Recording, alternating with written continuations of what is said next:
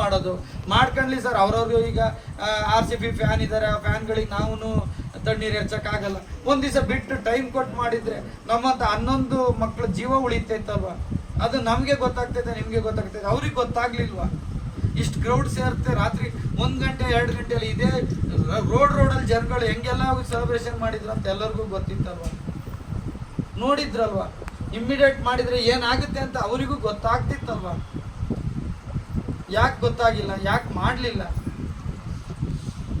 RCB cup ತಗೊಂಡು ನಮ್ಮಂತ ಮಕ್ಕಳು ಪ್ರಾಣ ತಗೊಂಡ್ರಲ್ಲ, ಪ್ರಾಣ ಹೋಯ್ತಲ್ಲ. ಈಗ ಅದಕ್ಕೆ ಯಾರು ಜವಾಬ್ದಾರಿ, ಯಾರು ಹೊಣೆ ಯಾರು?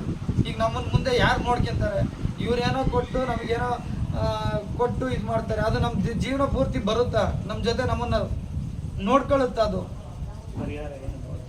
ಏನಾರು ನೋಡ್ಕೊಳುತ್ತಾ ಹೇಳಿ? ಅದನ್ನೇನಾರು ನೋಡ್ಕೊಳುತ್ತಾ ನಮ್ಮನ್ನ? ನಮ್ಮ ಮಗ ಇದ್ರೆ ನೋಡ್ಕೊಂತಿದ್ನಲ್ವ, ನಮ್ಮ ಮಗ ಇದ್ರೆ ಸಾಕ್ತಿದ್ನಲ್ಲ. ಎಲ್ಲರಿಗೂ ಅವ್ರವ್ರ ಮಕ್ಕಳು ಸಾಕೇ ಸಾಕ್ತಾರೆ. ಏನೋ ಒಂದು ಆಸೆ ಇಟ್ಕೊಂಡು ಓದಿಸ್ತೀವಿ, ಬೆಳೆಸ್ತೀವಿ, ಏನೋ ಒಂದು ಇಟ್ಕೊಂಡು ಇರ್ತೀವಲ್ಲ. ಸರ್ಕಾರ ಕೂಡ ಪಶ್ಚಾತ್ತಾಪ ವ್ಯಕ್ತಪಡಿಸಿದೆ, ಆಗಬಾರ್ದಿತ್ತು ಇಂಥದೊಂದು ಘಟನೆ. ಅವರಿಗೂ ಗೊತ್ತಾಯ್ತು. ಇದು ಮೊದಲೇ ಯಾಕೆ ಯೋಚನೆ ಮಾಡಬಾರ್ದಿತ್ತು ಅಂತ ನಾವು ಕೇಳ್ತಿದ್ವಿ.